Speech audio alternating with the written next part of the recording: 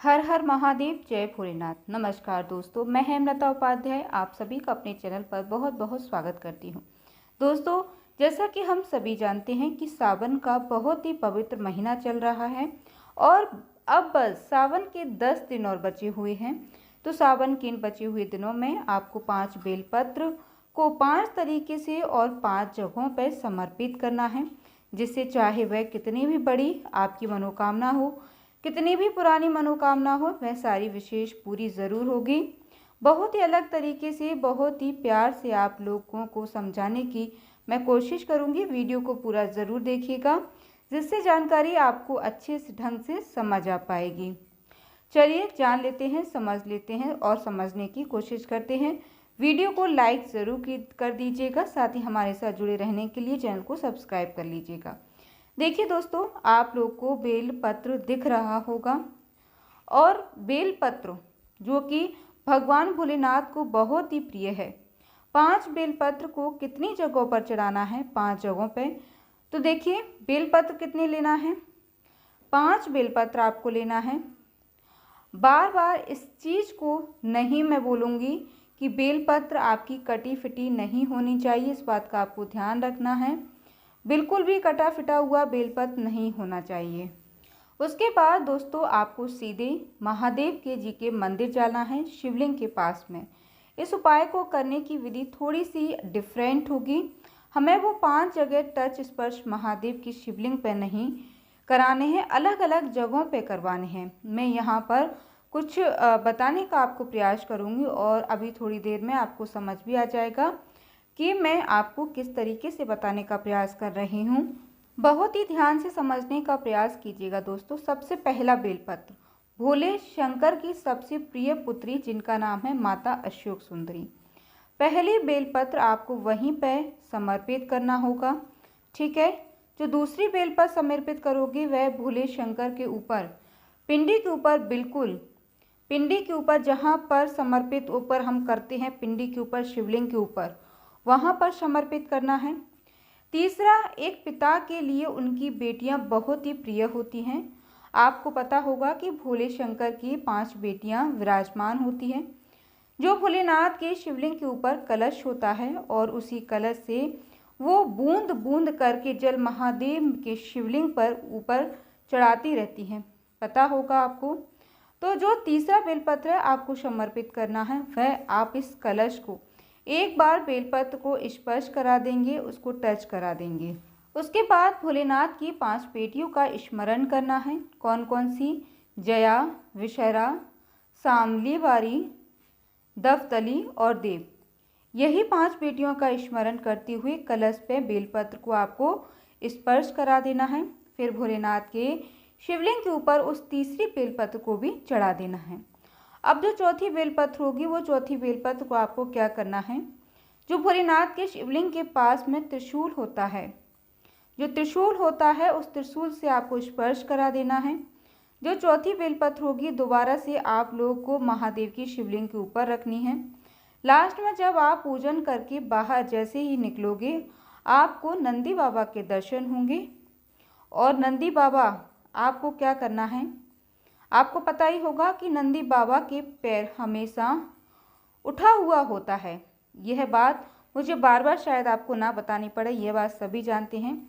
एक पैर उठा हुआ होता है, उसी उठे वाले पैर के ऊपर जब आप पूजन करके महादेव के शिवलिंग से बाहर निकलोगे, तो 5वीं बेलपत्र नंदी बाबा के उठे पैर पर जो भी व्यक्ति श्रावण के 30 दिनों में से किसी भी एक दिन, जब कभी भी उस व्यक्ति को टाइम मिलता है, अगर वह समर्पित कर देता है, तो उसे उसके घर परिवार में, फैमिली में, किसी भी रूप में, कैसा भी कोई भी ऐसी इच्छा ना हो जो अधूरी होगी, वो सारी विशेष उसकी इच्छा ज़रूर पूरी हो जाएगी। उम्मीद करती हूँ दोस्तों कि पहला उपाय आपने बहुत ही अच्छे तरीके से समझ लिया होगा। अब बढ़ते हैं आगे। अब हम जानेंगे दोस्तों कि दूसरा उपाय आपको क्या कर लेना है। इस उपाय को दोस्तों आपको चावल के दानों के साथ करना है। अब थोड़ा सा आप मेरी बातों को समझने का प्रयास कीजिएगा। इस उपाय को हम करेंगे किसके लिए? जैसे मान लेते हैं कि आपके घर परिवार में कोई भी ऐसा व्यक्ति है जो रोगी प्रवृत्ति का है, तो आप इस उपाय को ज़रूर कीजिएगा। करना क्या है दोस्तों कि 31 चावल के दाने आपको लेने हैं। 31 चावल के दाने लीजिएगा। चावल के दाने के बाद में रोग बीमारी के लिए हमें इत्र का इस्तेमाल करना होगा। क्या करना होगा? इत्र का इस्तेमाल। बातों को बहुत ही ध्यान से सुनिएगा। अब इन दोनों चीज़ों को लेंगे, तांबे के लोटे में जल को भरिएगा। जल के अंदर आपको इत्र डाल देना है। उसके बाद जल के अंदर आपको इत्र को डाल देना है और पहुंच जाना है सीधे महादेव के शिवलिंग के पास में। ध्यान से सुनिएगा। अब सबसे पहला काम यहाँ पर करना है, जो मैंने आपको जल दिखाया है, उस जल आपको मैंने बताया है, उस जल को महादेव के शिवलिंग के ऊपर समर्पित कर दिया करूं। सबसे पहला काम आपको यह करना है। उस इत्र वाले जल को महादेव के शिवलिंग के ऊपर चढ़ाएंगे तो हमें किसका ध्यान करना है, इस बात का भी आप ध्यान से सुनिएगा। हमें कुंदकेश्वर महादेव जी का ध्यान करना है। बाकी आपके पास में 31 चावल के दाने हैं और जब चावल की मात्रा ज़्यादा होती है तो हम कहाँ चढ़ाते हैं, मैंने यह भी आपको बताया है। अशोक सुंदरी, आपको माता अशोक सुंदरी के स्थान पे एक एक करके नहीं, पूरा चावल का दाना एक साथ, जो भी व्यक्ति घर में रोगी हो, जो भी व्यक्ति घर में बीमार रहता हो, उसका नाम और गोत्र बोल करके अगर आप समर्पित कर देते हैं, चढ़ा देते हैं, तो इससे आपकी फैमिली में, परिवार में किसी भी रूप में कैसा भी कोई भी संकट नहीं आएगा। जो रोगी व्यक्ति है वह भी ठीक हो जाएगा, उसकी बीमारियां ठीक हो जाएंगी। परिवार में हमेशा जो रोगी बीमारी से जूझते रहते हैं वह व्यक्ति जल्द से जल्द ठीक हो जाएगा। अब हम जानते हैं दोस्तों कि तीसरा उपाय आपको क्या कर लेना है। तीसरा उपाय करने के लिए दोस्तों आपको एक बार फिर से बेलपत्र के साथ ही करना होगा। कैसे करना है, कहाँ पे करना है, इसकी हम जानकारी जान लेते हैं। सबसे पहला काम कर दीजिएगा कि वीडियो को लाइक करना मत भूलिएगा दोस्तों। वीडियो को लाइक ज़रूर कीजिएगा और हमारे साथ जुड़े रहने के लिए चैनल को सब्सक्राइब ज़रूर कर लीजिएगा। देखिए दोस्तों, आज के टाइम पे आपने देखा होगा कि लड़ाई झगड़े बहुत ज़्यादा देखने को मिलते हैं। आज के टाइम पर घर परिवार में लड़ाई झगड़े बहुत ही ज़्यादा देखने को मिलते हैं। बहुत ही ज़्यादा लोगों को गुस्सा भी आता है।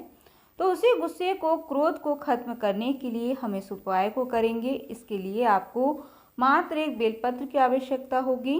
बेलपत्र को लेकर के पहुंच जाना है सीधा महादेव के शिवलिंग के पास में।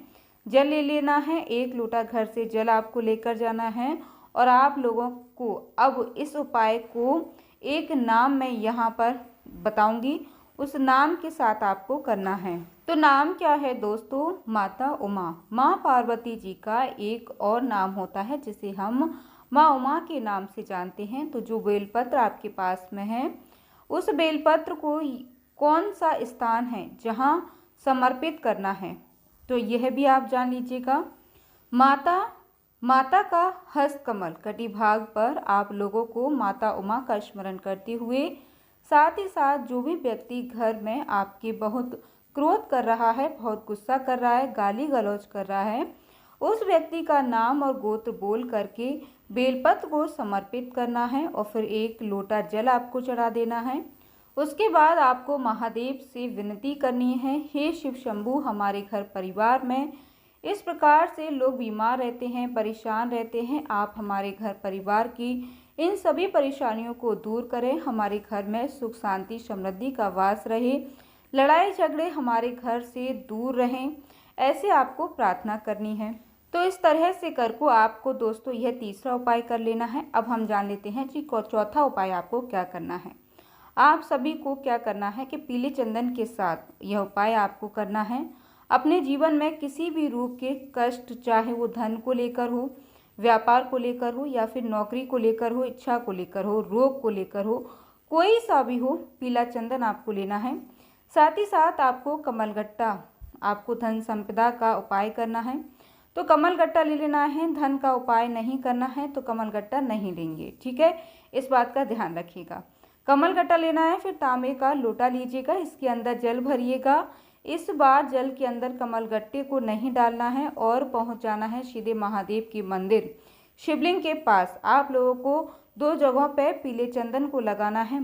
सबसे पहले माता अशोक सुंदरी और फिर भोले शंकर के शिवलिंग के पास। अब यहाँ पर करने के बाद में आपको क्या करना है, जो आपके पास में कमल गट्टा है उस कमल गट्टे को पहले टच कराएंगे माता अशोक सुंदरी के स्थान पे, फिर उसे उठा करके भोले शंकर के शिवलिंग के ऊपर रख करके और जल चढ़ा देना है।